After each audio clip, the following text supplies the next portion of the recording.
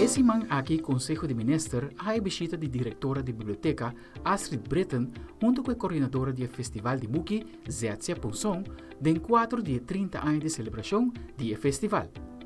Na ocasião, aqui entregar ao Conselho de Ministros tas que inclui buki de esse man e buki que inclui 30 canticas de Ture Ainan que o festival a tomar lugar. O Primeiro-Ministro de Aruba, Evelyn Weaver Cruz, deseja para seguir promover o lançamento de nos muchanan. É aqui para 30 anos que nós celebramos aqui. Durante a semana, a escola está preparando coisas muito bonitas, temático, vamos tocante de lançamento, tocante de booking, também tem escritor que está visitando a escola para promover o lançamento para nós muchanan. E o que nós queremos para nós muchanan sim a lesa. Ora na lesa, o mundo está abrindo para nós, quando nós sim a conhecer de outra forma.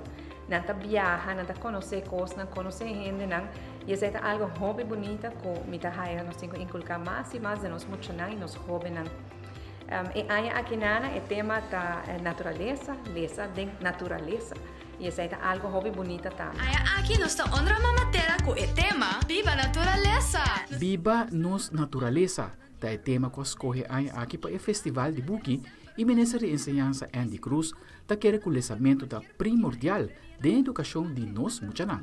É bom para nós promover e sim, nós muchanan inspirar na palestra, para o dor de lesa seguro para crescer o conhecimento e nós sostener essa aqui também que aqui é nome Viva Natureza. Esse é o tema de aqui é de 30 anos de festival de Buki Pamucha.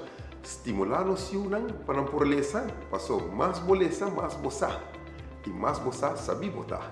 O Primeiro-Ministro estendeu uma invitação cordial para tour assistir no Festival de Buki e aqui. De que nós estender uma invitação na turma maior, na docente, tudo isso que pode ter influência na vida de nós muchanan, nós jovens, vão ser mais com palestra, com goza de lançamento, com apreciar hecho através do lançamento não possível assim tanto e na toda a escola não está preparando para esse man me tem um respeito enorme pela forma como você desplegar o seu trabalho para a paixão que você hinca no festival de Buki aqui na está algo da hobby bonita hobby éxito e nós lutamos para mirar com cada escola tá celebrar tá observar a dia aqui e seguro também a abertura oficial de Piano. Aldrich Warleman, Telenotícia.